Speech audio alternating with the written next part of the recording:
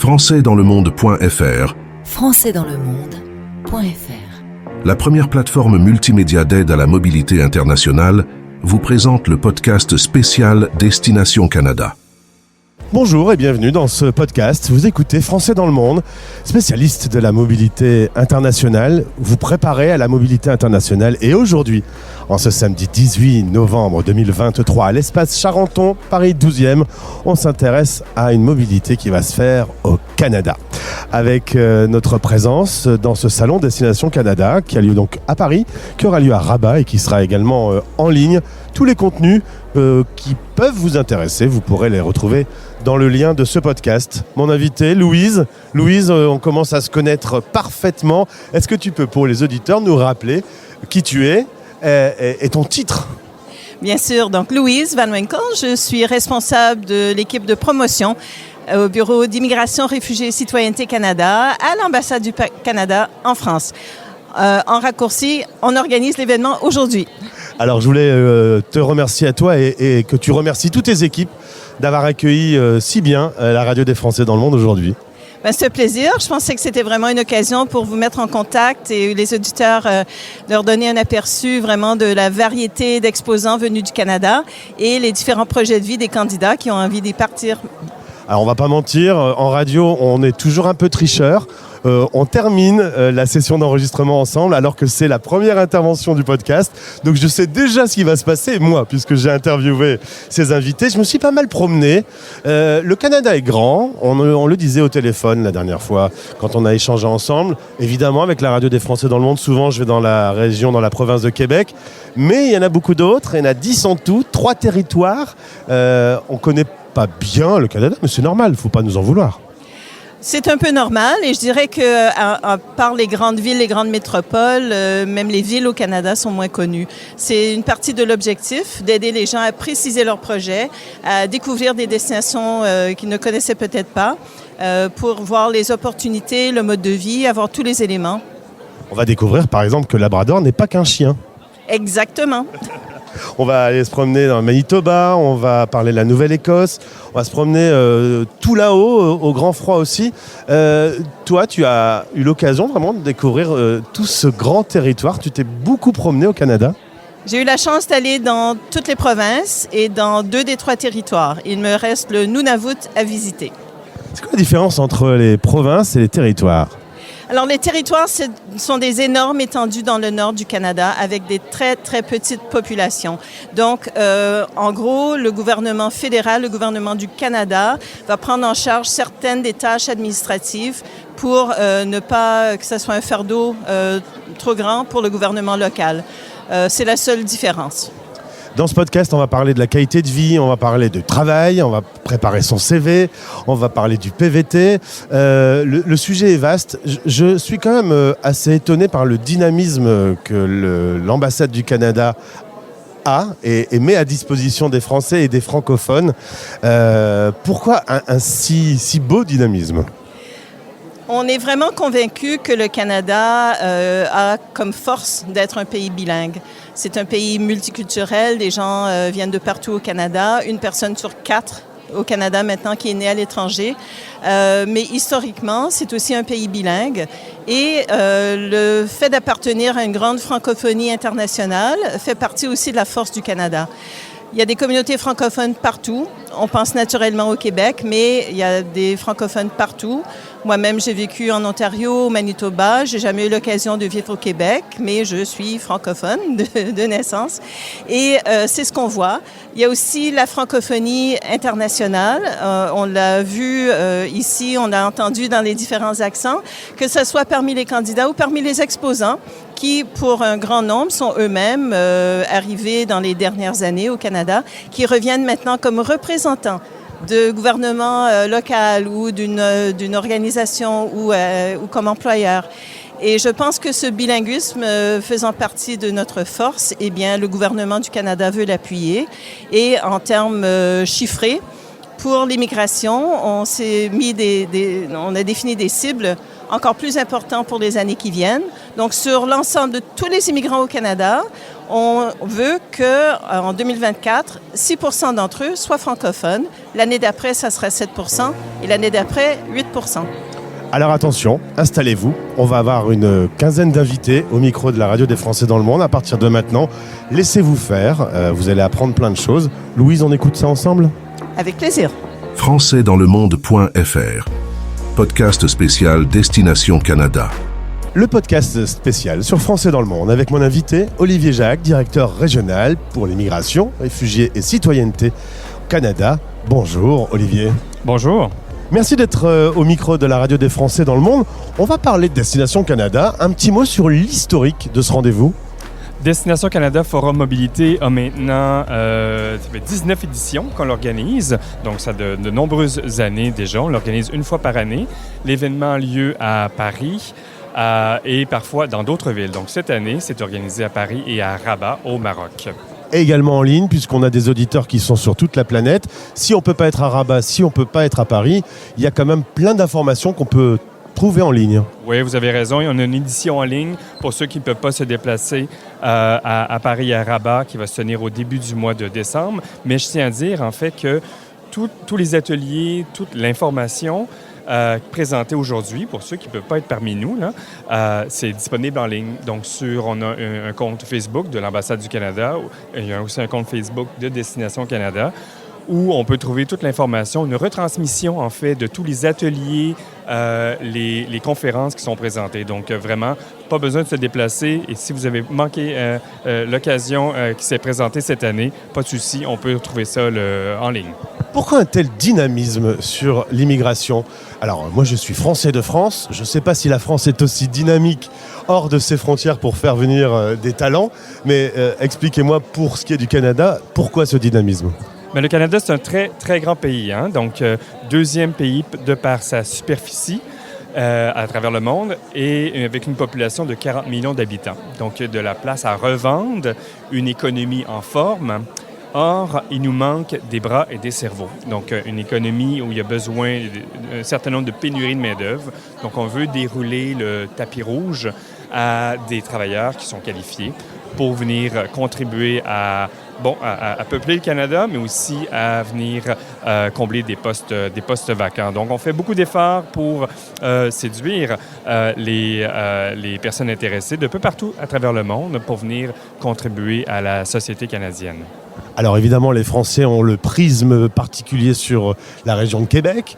On parle souvent avec des Français qui vivent à Montréal, par exemple. Aujourd'hui, on sort un petit peu de ce territoire, on sort un peu de cette province. Tout à fait. Le Québec a de très beaux attributs, mais aujourd'hui, on se concentre pour faire connaître les communautés francophones, faire connaître le fait qu'il est possible de vivre en français à l'extérieur du Québec, à travers tout le Canada, en fait. Donc, aujourd'hui, on a des représentants des communautés francophones de partout à travers le Canada, des 9 autres provinces que le Québec au Canada, qui se trouvent ici, pour dire, écoutez, vous êtes le bienvenu. Il est possible de vivre en français à l'extérieur du Québec, d'envoyer ses enfants à l'école en français, de travailler en français. Et puis, c'est une façon de s'adresser aux personnes qui parlent le français couramment. Et je tiens à dire que les francophones du monde entier bénéficient d'un traitement particulier, je crois, en termes d'immigration vers le Canada, puisqu'on donne un certain nombre de points bonus pour ceux qui s'expriment en français. Donc voilà pourquoi on organise des événements comme ça, pour faire connaître les opportunités d'immigration, pour faire connaître le fait qu'il est possible de vivre en français à l'extérieur du Québec. Alors aujourd'hui, il y a des rencontres, on parle de recrutement, on parle de réseau. S'installer dans un autre pays que le sien, c'est toute une série de contraintes, de visas. Il faut parler la langue, il faut un compte en banque, il faut la santé. C'est un grand pas à franchir et vous aider à le franchir. Voilà, c'est en effet, ça se prépare, un programme, un projet d'immigration comme celui-là, ça se prépare à relativement longtemps d'avance. Il faut prévoir le coût, il faut faire des recherches pour trouver un employeur, de l'information sur les banques, comme vous avez dit, pour qui se prépare mieux va faciliter son arrivée au Canada. Donc, ça sera, voilà pourquoi on a des représentants aujourd'hui pour informer, pour faire du réseautage, pour commencer à tisser un lien commencer à adresser un carnet d'adresses finalement pour une personne qui est intéressée d'aller au Canada, puisque le réseautage est très important lorsqu'on fait le choix d'immigrer. La bonne période pour se préparer, il faut quoi? Il faut 6 mois, 1 an? Écoutez, il y a tout moment est le bon moment, je crois, pour se préparer. Il y a des gens qui désirent aller au Canada dans les prochains mois, alors que il y en a qui prennent quelques années, donc ça varie d'une personne à l'autre. Mais j'encourage évidemment fortement à faire ces recherches. Et un bon endroit pour commencer, c'est certainement notre page web, notre page Facebook. Et également, on a une infolettre, une newsletter qui est disponible pour trouver de l'information, pour commencer à poser des questions, fournir de l'information et faire cheminer chacun à son rythme pour un projet d'immigration comme celui-là. Pourquoi en France on dit une newsletter et qu'au Canada on dit une infolettre? C'est incroyable, ça. C'est nous qui devrions dire infolettre. On a une espèce d'obsession, je pense, au Québec, au Canada, à propos de la francisation de termes qui s'utilisent normalement en anglais. Il y a une volonté de faire vivre la langue et d'éviter justement de se rabattre vers l'anglais pour exprimer des mots plus modernes, plus nouveaux. Donc voilà, on parle d'infolette plutôt que newsletter, on parle de clavardage plutôt que le chat. Donc, balado pour les podcasts. Voilà, et ainsi de suite. Donc la liste est longue. Et pourtant, 90% des Canadiens vivent à moins de 100 km d'une frontière américaine. On doit quand même savoir, quand on est français ou francophone, qu'on va arriver dans un univers qui est quand même plus américain qu'européen.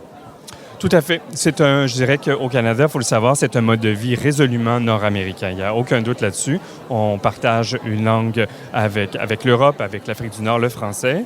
Mais certainement, le mode de vie est très, très nord-américain. Donc, ça se voit tout de suite quand on se rend au Canada. Oui. Et puis j'avais noté de parler de quelques chiffres par rapport à Destination Canada, 19 éditions. Vous savez combien de personnes ont été séduites depuis que le salon existe et qui ont décidé de faire le grand pas?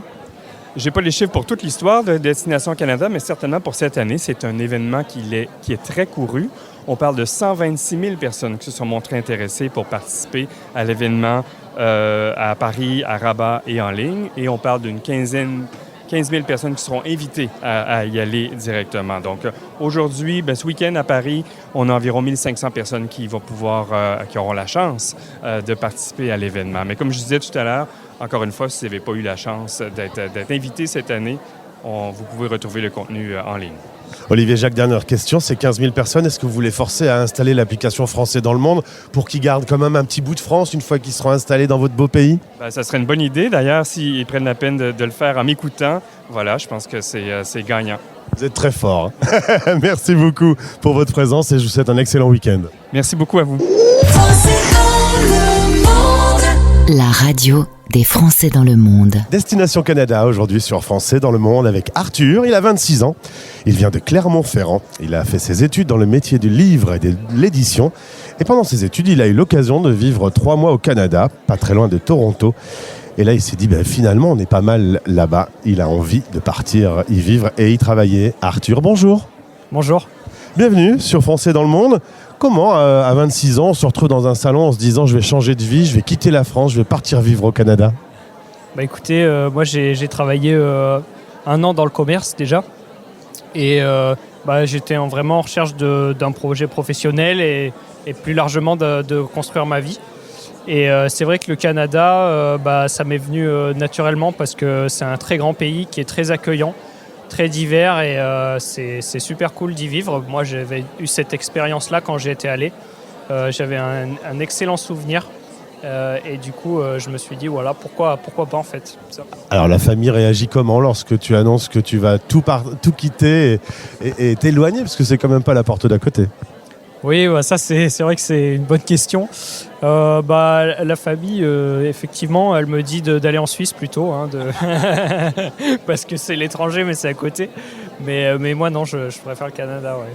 Alors, on est dans une culture différente. Tu as déjà eu l'occasion de découvrir avec la vie à Toronto.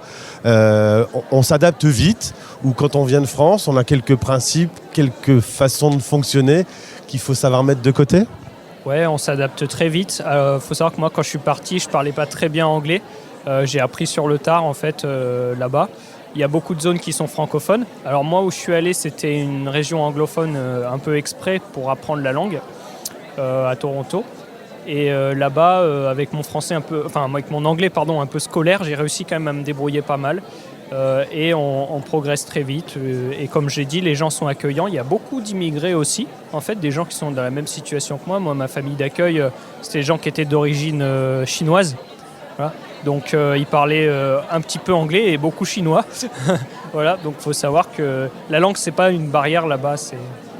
Alors quand je t'ai demandé pour quand était ce projet, tu m'as dit dès que possible. En vrai, là sur le salon, si tu trouves une opportunité de travail, t'y vas. Ah bah ouais, c'est bingo, ça décroche, ça et tout de suite. Effectivement, moi je viens pour chercher des opportunités. Après, il n'y a pas de... C'est vrai que quand on commence à faire des démarches, par contre, c'est un petit peu plus long. Donc il parlait là d'intégration express ou des choses comme ça. Il y a des démarches en ligne à faire.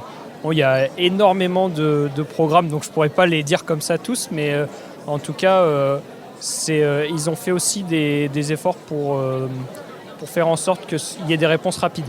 Parce que, histoire qu'on n'attende pas 2 ans pour avoir une réponse négative et qu'on se dise non. Voilà. Mais par contre, les offres d'emploi, c'est vraiment à nous de chercher. Et si on trouve un truc, ça part direct, quoi. Après, Est-ce que dans la famille, il y a des gens qui ont déjà vécu l'expatriation ou t'es le premier, c'est toi qui ouvres le bal ? C'est une bonne question encore. Non, je crois que je suis le premier dans ma famille, ouais. Ouais. Tu te sens citoyen du monde, tu te dis que la Terre est grande et qu'il faut que tu découvres un peu ce qui se passe ailleurs qu'à Clermont-Ferrand. Bah voilà, c'est ça. Hein. Maintenant, on n'a pas peur de faire ça. Ça fait vraiment envie. C'est des cultures dont on n'est pas si éloigné, nous en tant que Français européens finalement. Donc quand on est là-bas, on a l'occasion à la fois d'être dépaysé et en même temps de retrouver des choses qui sont qui sont pas étonnantes pour chez nous, quoi. C'est une société de consommation, on va faire ses courses au supermarché, on va voir ses amis en dehors, voilà, il y a des clubs, c'est comme ici, quoi. Arthur, je vais juste te demander une toute petite chose. Lorsque tu seras installé dans ton appartement, quelque part au Canada, on ne sait pas encore où ce sera la magie, est-ce qu'une fois que tu es bien en place et que tu as Internet, tu peux contacter la radio des Français dans le monde et nous raconter ton aventure ? Ah bah oui, bien sûr, hein, ça sera avec plaisir, ouais. Eh bien, le rendez-vous est pris. À voir quand. On est là, quand tu veux. Je te souhaite le meilleur, Arthur. Merci beaucoup. françaisdanslemonde.fr Podcast spécial Destination Canada. S'il y a bien une personne qui va systématiquement, depuis toute l'histoire de la radio des Français dans le monde, répondre à mes questions concernant le PVT, c'est Julie Meunier de pvtiste.net. Julie, bonjour. Bonjour. Alors la différence, c'est que cette fois-ci, on s'est vu en vrai. Exactement, ça change un peu. On est au salon Destination Canada, on va donc s'intéresser au PVT spécifiquement sur la zone Canada. Un petit rappel quand même pour les auditeurs, sur le PVT, ça doit être la 33 milliardième de fois que tu le fais.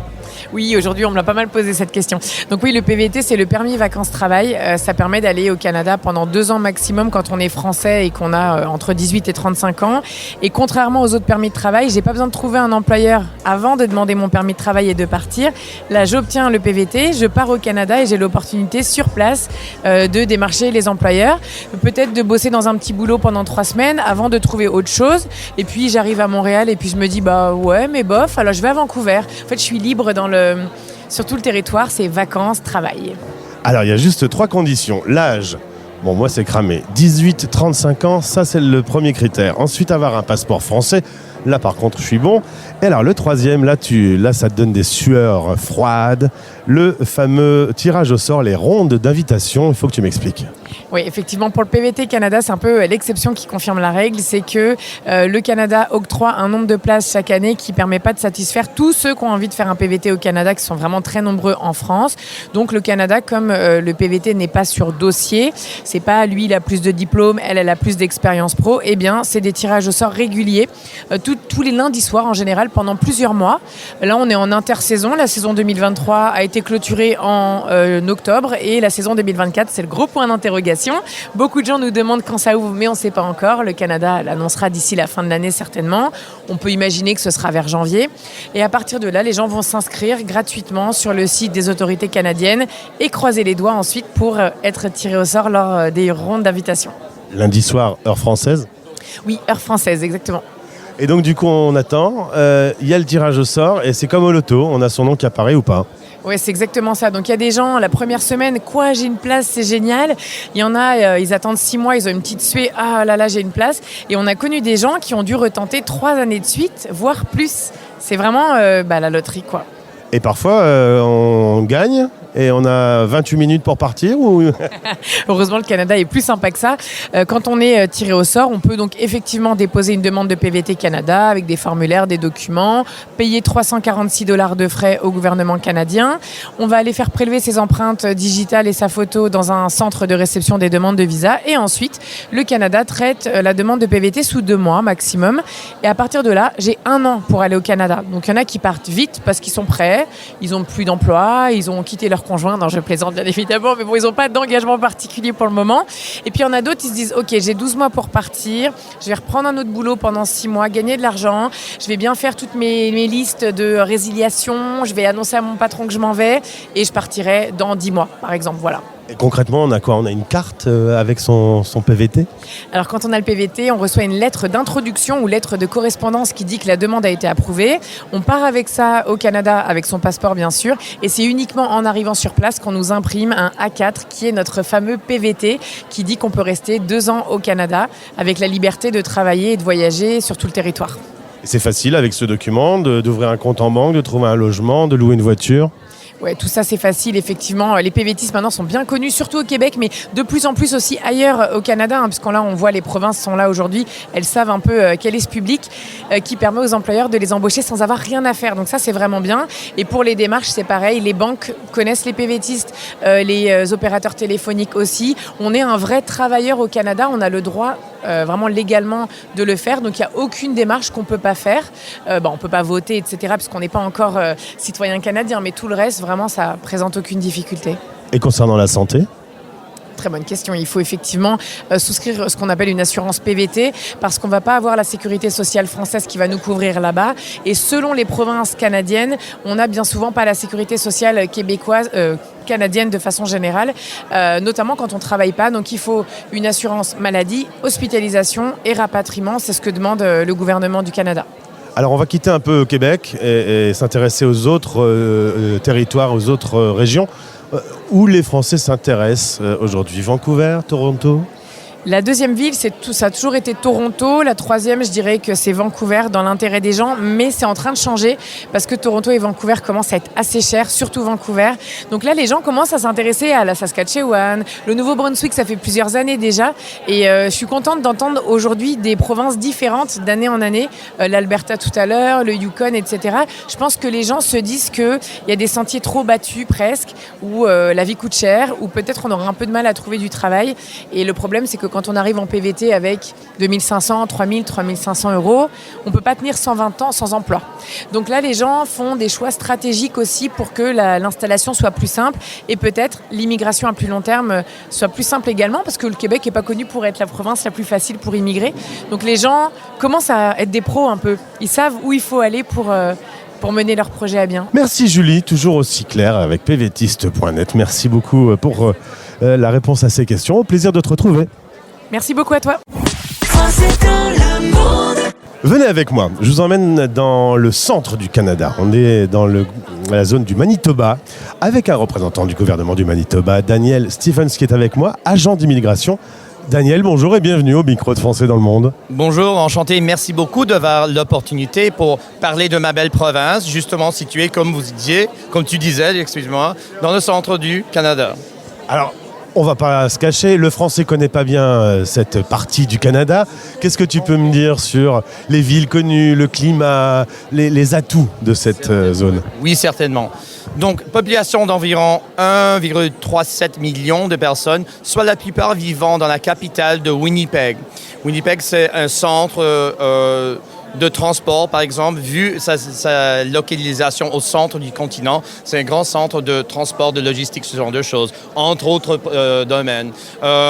Les premiers arrivants francophones étaient dans les années 1700. Il y a plus de 110 000 personnes au Manitoba qui s'expriment en français. Alors quand même une culture francophone ancienne, très bien établie et très intéressante avec son propre charme et caractère.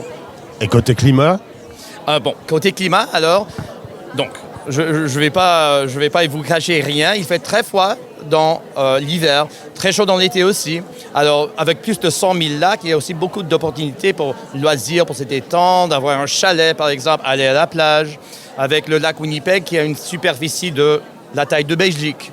Alors, c'est comme un océan à l'intérieur du pays. Oui, j'ai dit que c'est froid. On ne peut pas éviter ça, c'est le Canada. Mais en défense de notre style ou notre saveur de froid, c'est un froid très sec et il y a beaucoup de journées ensoleillées. Donc, comme pas disons, sur les côtes du Canada où il pleut sans cesse, on ne voit jamais le soleil, au moins au centre du Canada, il fait froid, mais c'est un froid sec, on peut échapper du froid et c'est très, très, très ensoleillé. Et Daniel, toutes les régions de France ont une spécialité culinaire. Du coup, j'ai une petite question pour notre appétit. Au Manitoba, c'est quoi le plat phare? Le plat favori, je dirais, c'est la tourtière. La tourtière, c'est une chose c'est canadien-français. La tourtière, c'est une tarte à base de porc avec des différentes épices. C'était une chose développée par les voyageurs, justement. Les premiers arrivants européens, c'était des trappeurs avec la compagnie de la baie d'Hudson qui s'appelait Voyageurs. Alors, eux, ils ont développé cette spécialité-là. Alors, on a bien mangé, maintenant on va parler travail. Quels sont les univers dans lesquels vous recrutez aujourd'hui? Quels sont les domaines économiques dynamiques? Voilà. Alors, nous sommes ici, nous avons une grande équipe polyvalente, disons, qui représente divers aspects de comment toucher au travail, au marché du travail. Nos partenaires Economic Development Winnipeg, c'est une organisation de développement économique qui, justement, représente divers employeurs. Par exemple, aujourd'hui, nous avons une compagnie qui font la construction d'autobus spécifiquement, qui cherchent des soudeurs, ce genre de choses, des peintres industriels. Alors, construction industrielle, il y a des secteurs d'hospitalité aussi, de restauration, des développeurs de logiciels. Ce sont toutes des assez grandes compagnies aussi. Et aussi dans le domaine de télécommunications aussi. En général, les domaines en recherche, en plus, sont santé, éducation, service à la clientèle, ce genre de choses. Alors on va rester dans la région du Manitoba avec deux autres invités. Daniel, merci d'être venu au micro de la radio des Français dans le monde. On se retrouve bientôt. Je suis enchanté, merci beaucoup. Mon invité est Bintou Sako, au micro de Français dans le monde. Bonjour et bienvenue. Bonjour. On va parler francophonie, les francophones du monde entier. Ça se passe bien, les francophones, ils sont en bonne santé? Mais bien sûr, ils sont en très bonne santé au Manitoba. Nous, même si nous sommes une province anglophone à la base, il y a une belle communauté francophone vibrante au Manitoba qui offre toutes sortes de services aux nouveaux arrivants ou aux personnes qui décident de venir s'établir au Manitoba. Ah, tu es directrice de l'accueil francophone au Manitoba, dans le centre du Canada. On vient là-bas, on se retrouve entre francophones. On a quelques chiffres sur le nombre de francophones, par exemple? Bon, ça varie d'année en année. Alors, depuis la pandémie, le nombre était un peu bas. Mais depuis que nous sommes sortis de la pandémie, les chiffres sont vraiment élevés maintenant. On parle à peu près de 400 à 500 francophones qui passent à l'accueil francophone pour solliciter des services d'accompagnement. Alors, passer par l'accueil, c'est une case obligée pour commencer son installation? Ben, on le recommande. C'est des services qui sont financés par Immigration Canada. Donc, pour aider tous les nouveaux arrivants francophones qui décident de s'établir au Manitoba. Et donc, d'être conseillés et d'être surtout accompagnés pour qu'ils puissent non seulement accéder aux services, mais de prendre des bonnes décisions aussi par rapport à leur intégration au Manitoba. Le logement, la santé, l'école, tous les petits détails qui, au final, on a besoin d'un petit coup de main pour s'y retrouver. Absolument. Les démarches administratives, donc le repérage des services où ils sont situés dans le quartier français et l'accompagnement aux besoins, la recherche de logement, parce qu'on sait que c'est pas évident de trouver un logement tout de suite quand on arrive. Et puis il y a toute la question de signature de bail. Alors vous savez, il y a des bonnes expériences, il peut y avoir aussi des mauvaises expériences. C'est toujours bien de se faire accompagner par des personnes qui sont expérimentées et qui sont sur le terrain, donc qui peuvent donner des conseils utiles. Alors, en plus, quand on arrive en famille avec les enfants, il faut faire le choix du bon système scolaire. Il y a le système francophone, le système d'immersion et le système anglophone. Alors, de plus en plus, les gens choisissent, les francophones vont choisir soit le système francophone ou le système d'immersion qui donne quand même la chance de faire 50% en anglais et 50% en français. Alors, il y a la vie culturelle aussi. Par exemple, on a un théâtre Cercle Molière qui est là, qui donne des pièces de théâtre tout au long de l'année. Nous avons un centre culturel franco-manitobain. Nous avons aussi le musée des droits de l'homme, où il y a le service en français. Alors, il y a la vie en français au Manitoba, au cœur de Saint-Boniface. Alors justement, tu me parlais d'un quartier français. On les retrouve où ? C'est à Saint-Boniface. Alors, les services francophones sont pas mal concentrés à Saint-Boniface, mais il faut reconnaître aussi que nous avons les services gouvernementaux, dont les services au niveau de la province, où les gens peuvent se faire servir en français. Tous les services fédéraux sont francophones, mais au cœur de Saint-Boniface, qui est le cœur de la francophonie, se trouvent toutes les structures d'accompagnement et les services communautaires francophones pour nos francophones qui viennent d'ailleurs. Merci beaucoup. En tout cas, si on arrive dans cette région du Canada, la première personne qu'on va voir, ce sera toi. Accueil francophone du Manitoba. Merci. Merci beaucoup, à bientôt. Françaisdanslemonde.fr françaisdanslemonde.fr La première plateforme multimédia d'aide à la mobilité internationale vous présente le podcast spécial Destination Canada. Au micro de la radio des Français dans le monde, Madeleine. Madeleine, mais ça fait prénom franco-français. Oui, ça l'est. Ton papa était du Jura, il a décidé d'aller vivre au Canada et donc toi, tu es né au Canada. C'est ça. Déjà, à ce temps-là, il pensait comment le Canada était un beau pays à aller vivre et me voici. Et du coup, de temps en temps, toi, tu reviens voir le pays de ton papa. Oui, absolument. Et puis, ça lui a beaucoup manqué. Puis mes grands-parents ils sont déménagés après qu'il est venu au Canada. Et, ils sont venus au Canada et ils ont beaucoup aimé ça. Quand tu viens en France, c'est quoi ta région préférée? Ah oui, je ne suis pas allée encore au Jura. Non, je viens en France. Souvent, avec le travail, je venais en France, en tourisme, avec des différents boulots. Mais je ne me suis pas rendue au Jura. Puis mon père est décédé. Il m'a montré des photos et tout. On disait on irait ensemble. On n'a jamais eu la chance. Eh bien, un jour, on ira manger tous les deux une fondue au Jura. Parfait.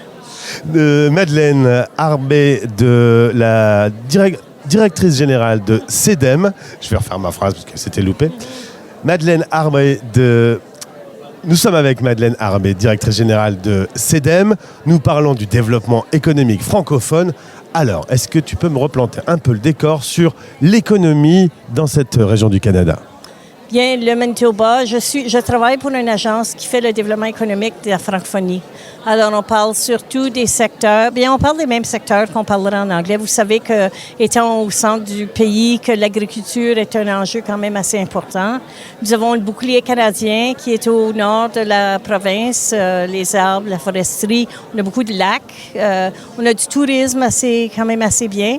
On a le centre urbain de Winnipeg qui a beaucoup d'emplois à ce niveau-là. Et puis, en termes de francophonie, on a plusieurs communautés francophones ou d'expression française au travers du Manitoba.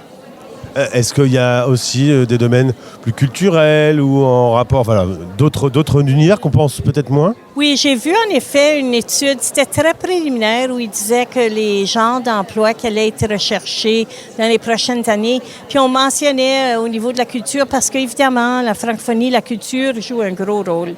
Alors, on voit beaucoup de groupes, puis moi, anciennement, je gérais la fondation communautaire, alors j'ai vu les demandes de financement, on voyait beaucoup au niveau des groupes culturels, artistiques, les programmes d'enfants, l'enfance. Alors, oui, il y a beaucoup de secteurs, puis il y a beaucoup de besoins. Quand on parle du développement économique, il ne faut pas oublier qu'il y a les arts et les organismes à but non lucratif qui œuvrent dans différents domaines, qui rendent possible une économie qui est plus forte. Et puis, évidemment, il y a les petites entreprises là-dedans, les moyennes entreprises qui sont critiques à tous les enjeux de l'économie. Quand on arrive, quel est le plus gros choc culturel quand on découvre cette région du Manitoba? Au Manitoba, le plus gros choc culturel? Wow. Quel serait le plus gros choc? Je ne suis pas certaine quel serait le plus gros choc. Bien, sais-tu, ça dépend. Il y en a qui viennent et disent « Si j'avais su, il y avait 30 francophones qui parlaient si bien le français. Je serais venu avant. » Ça, c'était quelque chose de très commun parce qu'on a une francophonie très forte et dispersée. Il y a un beau groupe artistique, il y a le théâtre, la musique, on a notre station de radio communautaire, on a des journaux. Alors, c'est peut-être ça un peu le choc en termes de... En dépit de la taille, c'est quand même une communauté très forte. On pense naturellement à la zone du Québec, mais un peu le message que tu veux passer, Madeleine, c'est qu'il y a d'autres magnifiques régions à découvrir. Absolument, absolument. Enlevant rien du Québec, qui est magnifique. La francophonie à travers du pays est vibrante, épanouie et très magnifique. Il s'agit juste de vous déplacer pour aller la visiter. Puis en effet, en termes d'immigration et employabilité, il y a bien des emplois et des opportunités. On a agrandi notre espace et fait valoriser l'ajout et les contributions du français. Merci Madeleine. On a un rendez-vous maintenant tous les deux du coup. Oui. Bon, on va prendre la fondue classique. Hein. Oui, classique, c'est toujours mon préféré. Merci beaucoup d'être venu aujourd'hui. Merci beaucoup. Installez maintenant l'application Français dans le monde sur votre mobile. La radio en direct et tous nos podcasts partout avec vous. Passez un bon moment à l'écoute de notre podcast spécial Destination Canada. Écoutez l'histoire d'une Française qui a décidé un jour de partir vivre la grande aventure. Nous allons ensemble nous installer dans le nord-ouest, dans la région de Sambake. Oui, c'est Yellowknife au territoire du nord-ouest. Donc aujourd'hui, je suis en train de voyager dans le nord. Bonjour Lisa et bienvenue sur Français dans le monde. Bonjour, merci de me recevoir. Alors l'aventure canadienne a commencé, alors tu étais en France et un jour tu t'es dit je change de vie. C'est ça, tout à fait. Je me suis dit, je m'en vais. Non, mais j'ai eu l'occasion d'avoir pas mal d'informations dans les salons, comme Destination Canada, etc.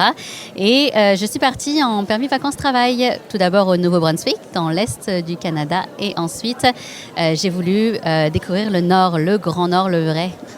Alors, tu es aujourd'hui coordinatrice de la communauté accueillante de Yellowknife.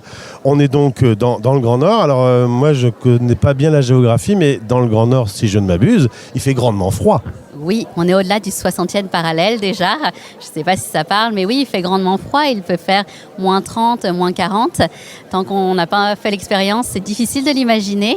Mais on survit et c'est vraiment un endroit où on peut vraiment s'épanouir si on aime le plein air, si on aime l'aventure et puis si on a envie de rencontrer plein de gens du monde entier parce qu'on découvre qu'il y a des gens qui viennent un peu partout dans le Nord finalement. Alors justement, on va dans cette région pour y trouver quoi? Quel métier? Quelle ambiance?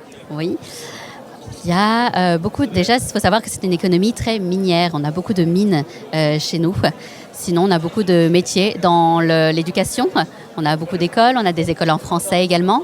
Des garderies. On a une garderie francophone. On a également beaucoup de métiers dans l'administration publique, le gouvernement. Et puis l'ambiance qu'on retrouve, c'est une ambiance...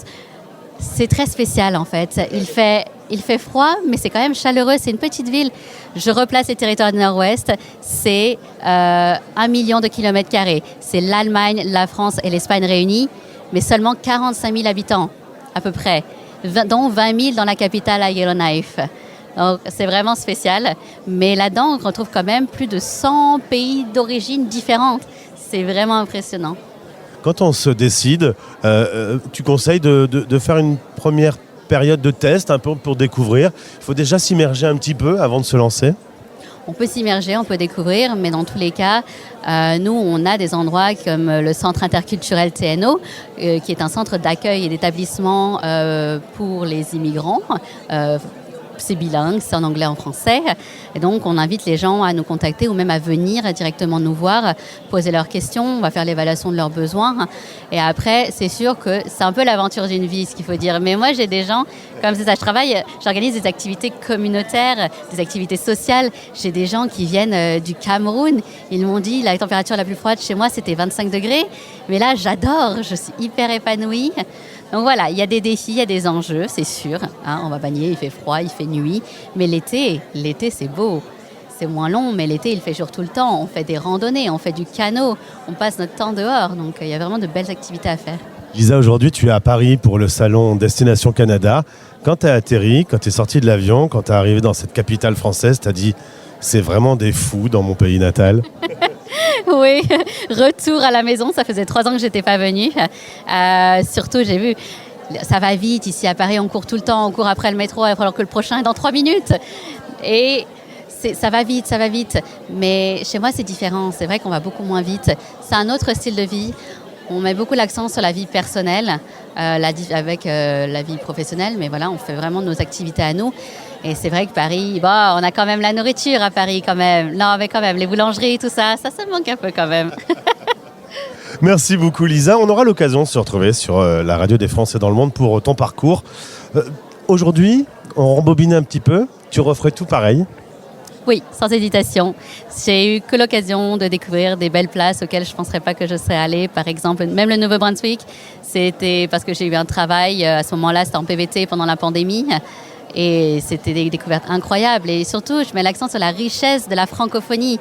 C'est incroyable. Il y a des francophones du monde entier qu'on retrouve au Canada, mais même des francophones canadiens.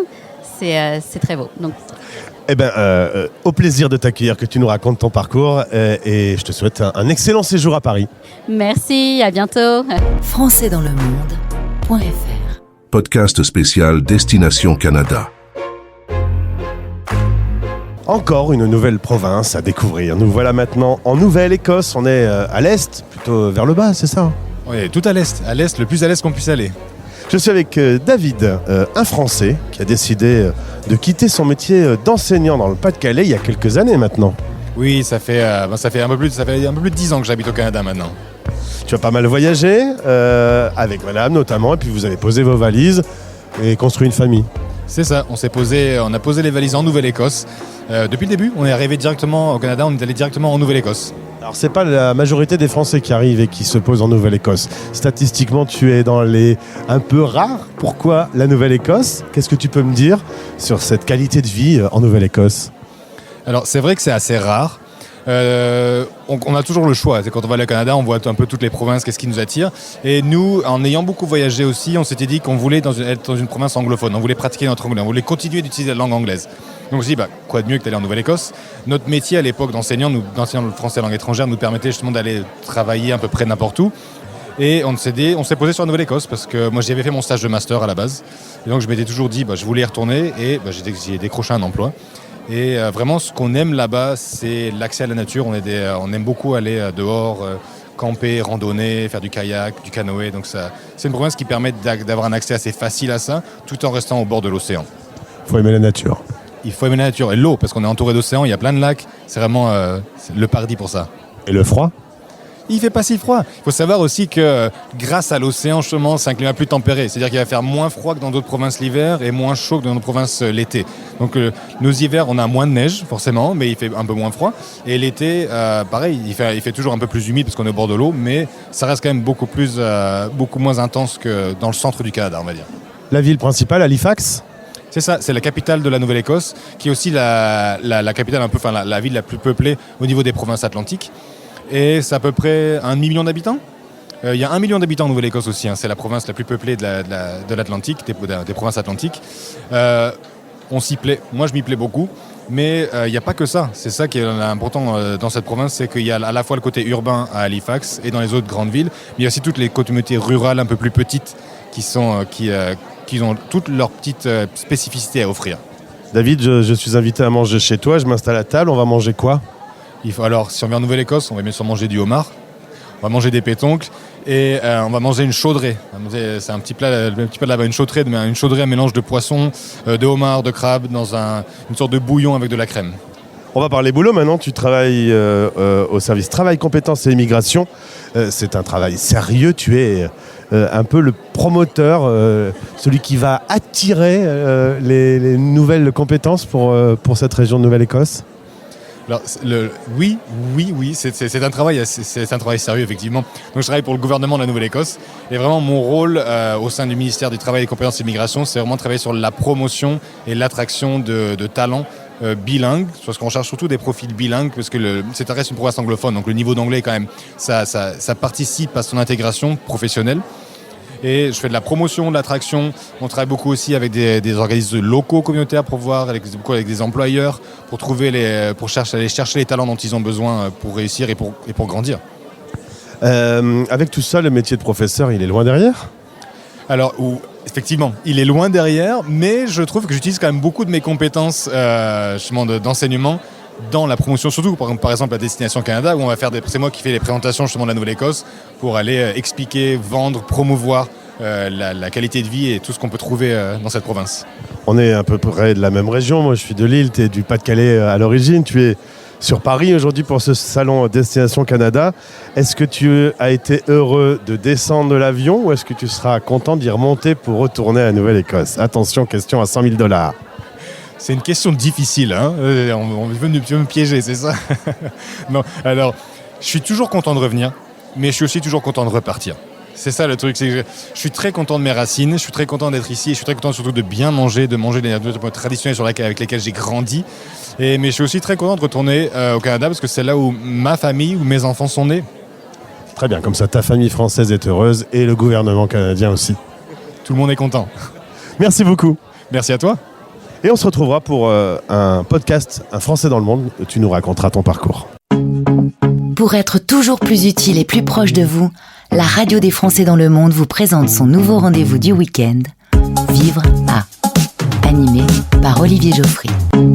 Montréal, Amsterdam, Vienne, Miami, Dakar, Rio de Janeiro. Chaque semaine, notre équipe zoome sur une ville dans le monde où se trouvent les Français expatriés. Conseils, témoignages, infos et contacts utiles. Votre émission Vivre à est une source d'inspiration pour vous préparer ou pour mieux vivre votre expatriation. Pour prolonger l'expérience, rendez-vous sur le site françaisdanslemonde.fr dans la nouvelle section Vivre à pour retrouver toutes les infos pratiques et tous les podcasts dans 50 villes dans le monde. Vivre à, votre nouvelle émission, chaque week-end, sur la radio des Français dans le monde.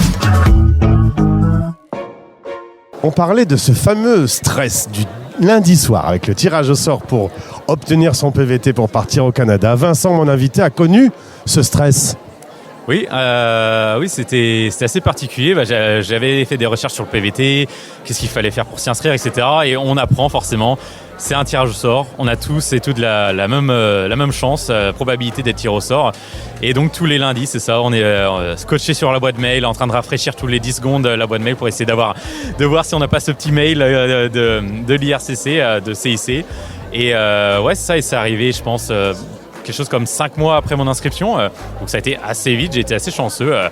Et après, tout déroule, hein, c'est ça. On fait son dossier rapidement, le plus vite possible. On se déplace à Paris, on fait pas gaffe au prix du train, mais pour poser ses données biométriques. Et une fois que c'est bon, qu'on reçoit la lettre d'introduction, là, c'est la délivrance. Vincent Catherine a fait cette expérience il y a 3 ans. Il y est installé depuis à Vancouver. Bonjour et merci d'être avec nous au micro de Français dans le monde. Je suppose que si tu as voulu faire cette aventure et que tu y es toujours, c'est que ça se passe bien. Oh oui, je ne me plains pas. J'ai réussi, on va dire, pour l'instant, à respecter le parcours d'immigration assez de la meilleure manière possible, en fait. Je suis passé par le PVT. J'ai eu la chance de trouver un employeur qui, par la suite, a réussi à me faire un permis de travail fermé. Et récemment, j'ai été invité pour la résidence permanente. Donc oui, ça se passe bien. Je me plais énormément là où je suis à Vancouver. Et je compte pas retourner de suite en France. En route pour la double nationalité ? Pourquoi pas? Ouais, c'est en projet. Tout dépend après des opportunités, mais si ça se passe bien, oui, complètement. Tu es spécialiste en transition à l'emploi. On est dans un salon qui est à Paris. On a l'habitude de faire son petit CV, sa petite lettre de motivation, de faire un petit peu le tour des sites pour voir qui embauche. On va se projeter maintenant et vivre la même expérience au Canada. Il y a des différences. Oui, pas mal de différences. Ça part en fait tout simplement du CV. C'est vrai que les standards, les modèles visuels de CV sont très différents entre le modèle français et le modèle canadien.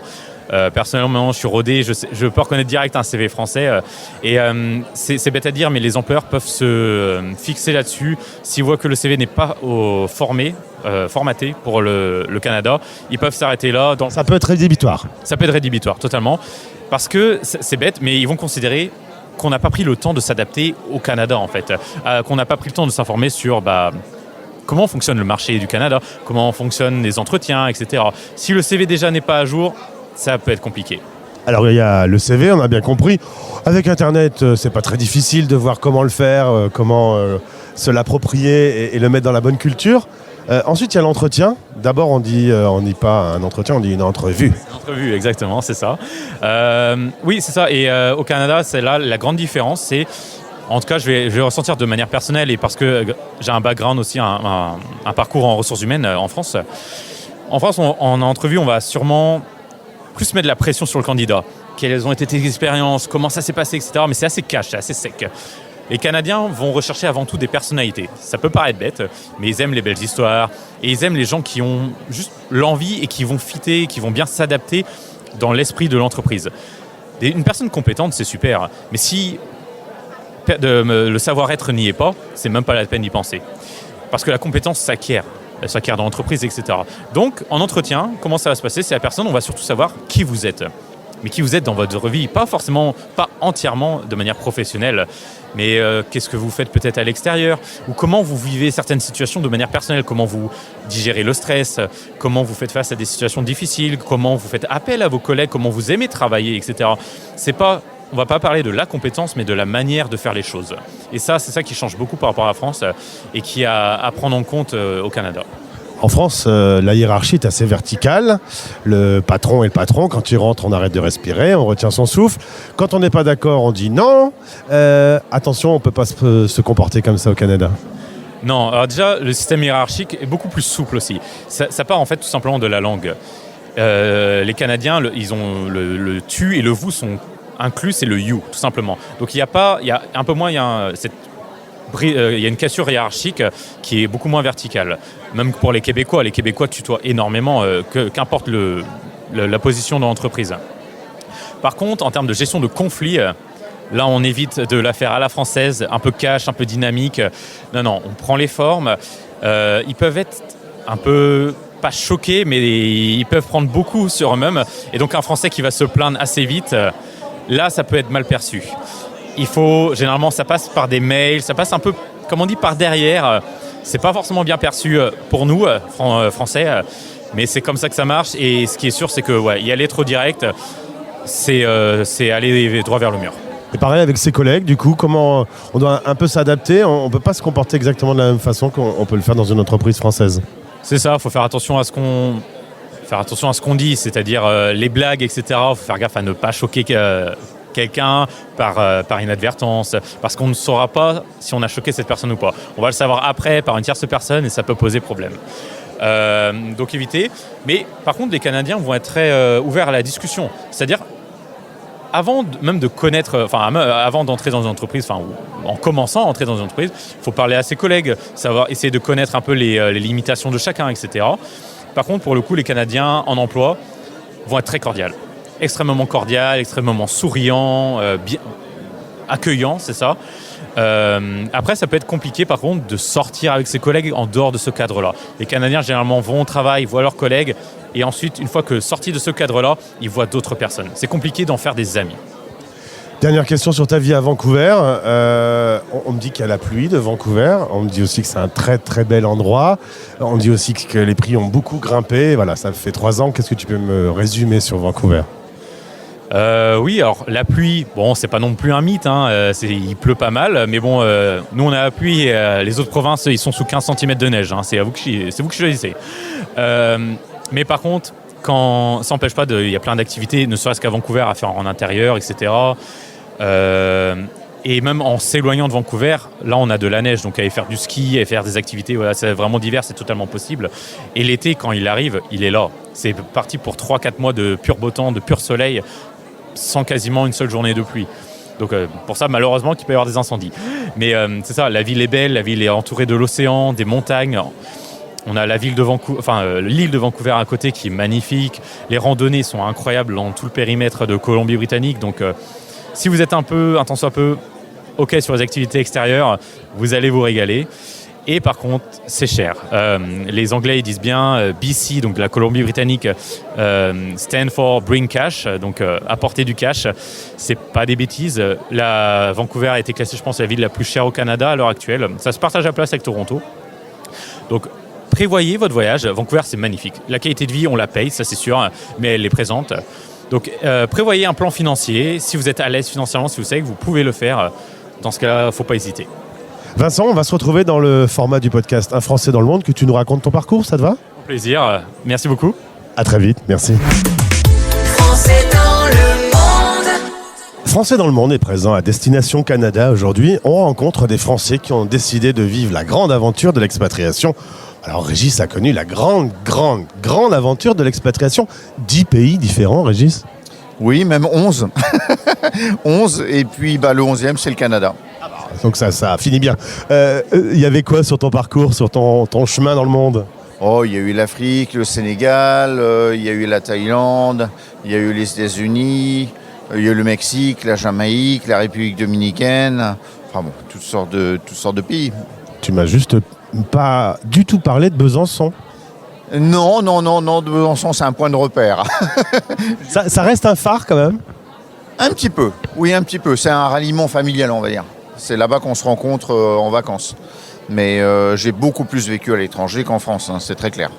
Alors tu es directeur département employabilité et immigration économique. Merci pour les animateurs radio qui ont des noms quand même de métiers qui sont un petit peu difficiles. On est sur une zone du monde où je pensais que c'était un chien. Donc il faut que tu m'éclaires un peu. On est à Terre-Neuve et Labrador. Tu n'as pas tort, le chien vient du Labrador, donc tu as entièrement raison. Alors nous, c'est la province la plus proche du continent européen, donc province atlantique, dans l'Est.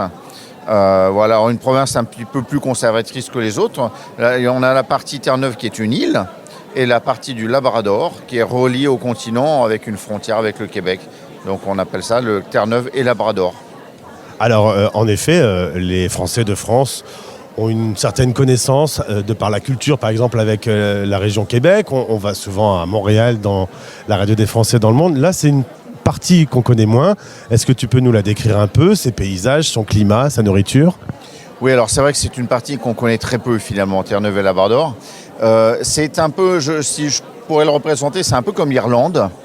Je ne vais pas exagérer, mais j'irai en beaucoup plus beau. Donc c'est très sauvage, c'est resté très sauvage. Terre-Neuve et Labrador, c'est là où ont atterri les premiers Vikings. Les premiers Vikings qui sont arrivés en l'an 1090 sont arrivés justement sur notre province. Donc c'est très très sauvage. Il faut vraiment aimer la nature, les grandes balades, les baleines, la pêche, éventuellement la chasse, la nature.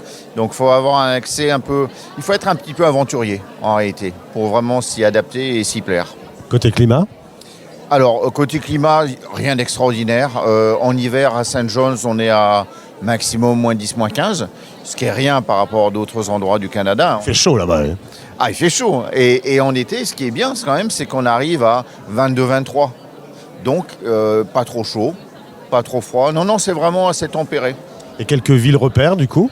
Alors, St. John's, la capitale. Alors, si tu prends St. John's et les banlieues, on est à 250 000 habitants, ce qui représente la moitié de la population de toute la province. Okay, donc on voit bien où est le centre d'activité quelque part. Et puis de l'autre côté de l'île, Corner Brook, qui est un autre centre d'activité. Et puis on a le Labrador, donc la côte du Labrador avec Labrador City et Happy Valley Goose Bay. Et donc du coup le plat traditionnel à la carte qu'on doit absolument manger ? Ah, absolument manger, c'est le cabillaud, puisque c'est la pêche, c'est la morue en fait. Donc la morue a été pêchée là-bas pendant 300 ans. Et continue à l'être. Nous-mêmes, on pêche en fait chaque été la morue depuis les rochers. Donc c'est tout ce qui est à base de fruits de mer, morue, qu'il faut vraiment essayer. Un mot sur ton travail, sur ce que tu fais aujourd'hui, sur cette activité ? Alors, une grosse partie de mon travail, c'est en fait de trouver du travail pour les francophones. Donc j'ai un certain nombre de francophones qui arrivent dans notre province. Et effectivement, que c'est une partie de mon travail, c'est vraiment d'arriver à les mettre en lien avec des employeurs et de les faire embaucher. Alors, à l'heure actuelle, le problème, c'est pas le nombre d'offres d'emploi qu'on a, c'est le nombre de candidats. Alors, je dis toujours en rigolant un peu, le problème, c'est que j'ai une pénurie de chômeurs. Voilà, donc ça m'arrange pas, parce que j'ai besoin de beaucoup de gens, j'ai du boulot, mais j'ai pas assez de candidats. Donc voilà. Et donc d'où la présence à ce salon et le fait de recruter d'ici. Bah, tout à fait, et juste pour la petite anecdote, moi je suis venu ici sur le salon en 2018 et j'ai été recruté sur ce salon pour Terre-Neuve. Génial.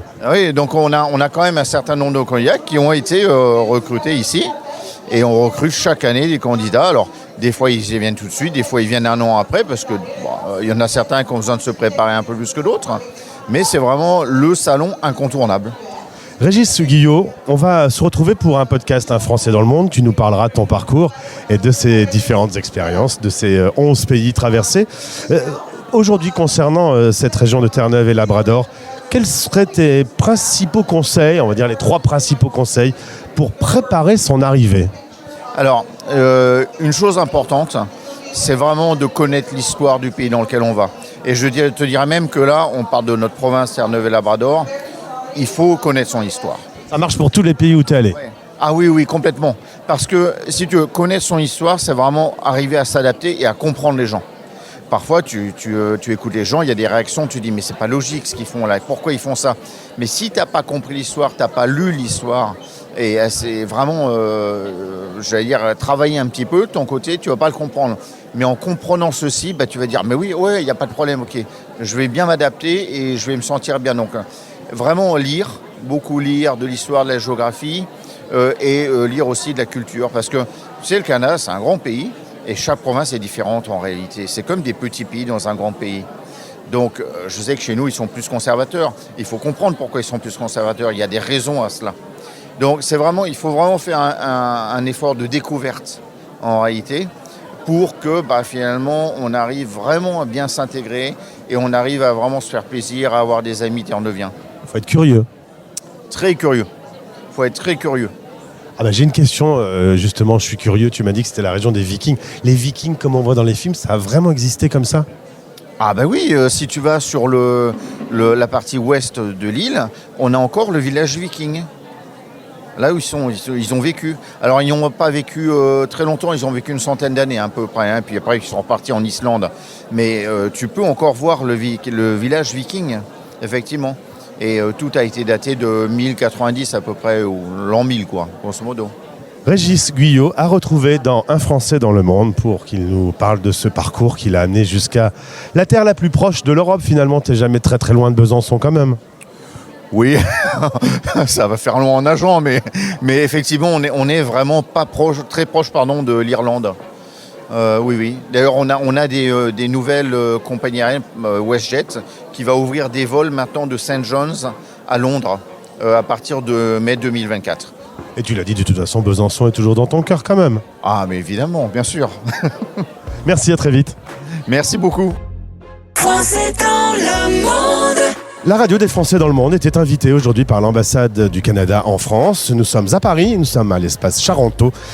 Nous sommes à l'espace Charenton, dans le 12e arrondissement. Et nous allons conclure avec Louise, avec qui nous avons commencé ce podcast. Quelle journée, Louise, je suis sur les rotules. Et moi alors? Je t'ai vu parler au micro tout à l'heure, t'aimes bien parler avec du monde. J'aime bien le monde. C'est vrai qu'il y a beaucoup de préparation, ça prend des mois et les derniers jours sont assez frénétiques. Mais on a une nouvelle énergie. Quand on arrive, on voit, déjà on a rencontré les exposants hier pour pouvoir se connaître un peu. Aujourd'hui, c'est les centaines de candidats qui sont venus. Ça devient réel et c'est tellement un projet humain. C'est vraiment là que ça se passe. Et paradoxalement, là on se voit en vrai, j'ai croisé des gens qui connaissaient la radio, il y a Julie de PVTiste qui est venue, on est bien à se voir et à se boire un café ensemble, mais est-ce que le salon n'a pas pris encore plus d'envergure depuis qu'il y a eu le passage par la pandémie et la numérisation du salon ? Absolument. Donc, déjà, les chiffres ont explosé. Pour cette édition, on a 125 000 personnes inscrites, vraiment de partout au monde. Certains ont participé aujourd'hui, viendront demain à Paris. D'autres, on va rencontrer à Rabat la semaine prochaine. Encore plus nombreux seront ceux en ligne pour les 3 jours, donc début décembre. L'avantage du numérique qu'on a voulu conserver, même en revenant au présentiel, c'est que les exposants n'ont pas envoyé des rames de documents. Tout est disponible sur l'application mobile, sur la plateforme. Il y a des liens, il y a des vidéos, il y a des documents. Donc tout cet aspect, le matériel est enrichi et les gens peuvent le consulter à tête reposée en continuant à planifier leur projet. Bon, moi j'ai fait Montréal. C'est vrai qu'en ayant fait le tour aujourd'hui, à chaque fois que je vois des photos, j'ai envie d'aller faire un petit tour à Vancouver. Alors si vous avez envie d'inviter un pauvre animateur radio à Vancouver, je veux bien y aller. Je remercie Ashley qui a organisé cette venue de la radio aujourd'hui sur Paris. Merci pour ton travail. Merci Louise, merci à toutes les équipes. Merci à tous les invités qui sont passés au micro de la radio des Français dans le monde. Ce podcast est disponible sur notre site, évidemment, françaisdanslemonde.fr, sur toutes les plateformes de podcast possibles et imaginables, sur YouTube et également sur le site de l'ambassade qui a la gentillesse de le relayer. On se donne rendez-vous dans un an. Peut-être même avant, on vous tient au courant de tous nos projets. Merci beaucoup. Merci d'écouter la radio des Français dans le monde. Plus d'infos et de podcasts, rendez-vous maintenant sur françaisdanslemonde.fr.